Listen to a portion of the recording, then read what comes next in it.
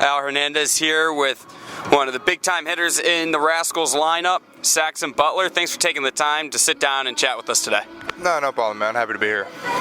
So you got off to a little bit of a slow start to the season, hitless in the first 2 games, but you've been coming around since. Your numbers continue to go up. How have you been feeling recently at the plate, and what adjustments have you made so far? I feel good at the plate right now. The last few games, first few games of the season, I felt off. Like my upper and lower body just weren't in sync together. Got to working in the cage with Eric Williams, our hitting coach, on the off day and everything, and stood back up straight. And just letting my hands work now, so I'm getting the balls easier. I'm not as stiff swinging. So right now I feel pretty good, and hopefully I can keep progressing and start hitting better and better. You have a walk in each of the last 4 games. When maybe you have a slower start at the plate, how is it important to stay patient at the plate and still at least continue to draw walks? With me so far this season, it hasn't been me having trouble seeing the ball hitting. It's been more of my swing and everything, just getting long and slow and everything. So I've always felt like I've had pretty good plate discipline. I lay off tough pitches, and for the most part I try to anyway. And I draw my walks and everything. I'm patient and waiting for something I can hit. The only problem I've had right now is the pitches I'm getting to hit. I've been missing them lately, and hopefully I can turn that around. So far, the team has dropped a couple close games. How do you keep the morale up in the clubhouse when the team loses a couple of nail-biters like they have recently? At the end of the day, it's a game. It's a long season where this is going to be game number 6 of the season, so we got a long way to go. We got 90 more games left. We got some new guys on the team and everything with some old guys, so we're still trying to mess with each other and everything. But once we get it clicking and everything, we're going to get on a roll and we're going to be fine. Nobody's really worried about it right now this early. If it was mid-July, panic button, of course, or mid-June, but it's not. It's first week of the season, so our morale's fine and everything, and I think we'll be fine. The Miners and the Rascals have turned into a bit of a rivalry here in the Frontier League, met a few times in the playoffs the last few years, and lots of tension on the field sometimes between these two teams. Have you noticed it, or are the games a little bit different against Southern Illinois than maybe another opponent? I don't really notice it against them. I feel like the rivalry, it's there, but I think, in my opinion, it's more between Pinto and Brooke than it is the players on the field. They kind of get after each other and everything, and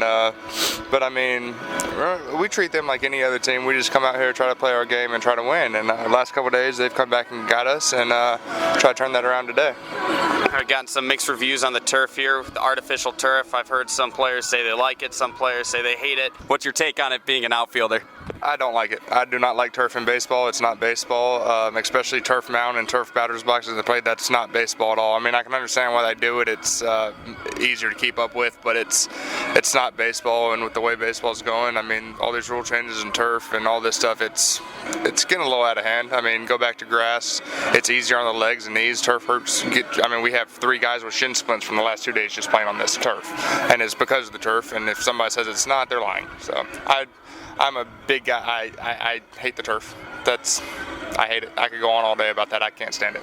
What's the differences in the infield maybe with no dirt and just those rubber pellets sliding into bases? If it's wet and everything like it was missed yesterday, you have to slide sooner because you'll slide right past the bag. And then, as a hitter, you hit a ground ball and you're like, well, no way a guy makes an error on that because you're gonna get a true hop. It's not a regular baseball field. It's little league in my opinion. As an infielders, I don't think there should be very many errors, man, unless it's a tough hit ball. But it's the way the game's going now, and what can you do? Do you have to wear different shoes on the surface than on a grass natural surface? Yeah, we have to wear molded like rubber plastic spikes instead of our metal spikes, and which is funny because this turf is actually made for metal spikes, but nobody lets you wear metal spikes on turf because they're scared it's going to hurt it when it's not, which is another reason I hate the turf. You make the transition this season from the infield to the outfield. You're mostly a catcher and first baseman throughout your career. What's the transition been like to the outfield so far this season? I think it's going okay. I honestly thought it'd be a lot worse than it is now. I still got a long way to go out there and everything before I start playing out there every day. But show up, work every day, and get used to it, and start feeling comfortable and confident in it, and it'll all be fine. You spent a lot of time at DH as well this season along with right field. Does it make a difference to you if you're in the field or if you're DHing at the plate at all? It really does to me. I'm not a big fan of DHing because I'm a guy that likes to stay locked into the game, and I feel like I'm more mentally focused if I'm playing in the field and hitting than just hitting, than having to wait 8 batters and hit again. It's really hard for me to stay locked in like that and everything. But I mean, Skip puts me down as the DH. I got a DH. So, you got to suck it up, get over it, and go out there and do what you can to help the ball club.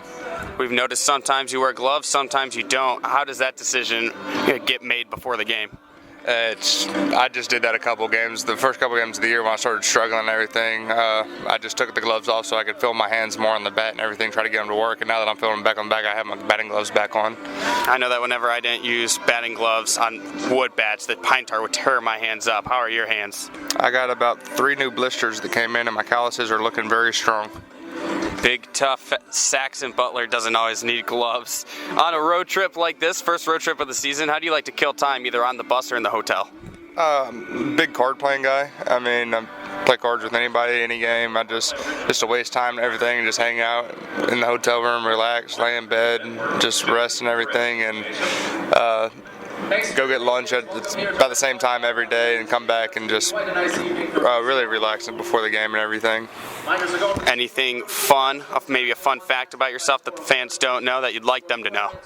I'm a huge Star Wars buff, and I cannot wait till June, pretty sure it's 12th or 13th for Star Wars night. I'm pretty excited about that. I may come to the field dressed as Darth Vader that day.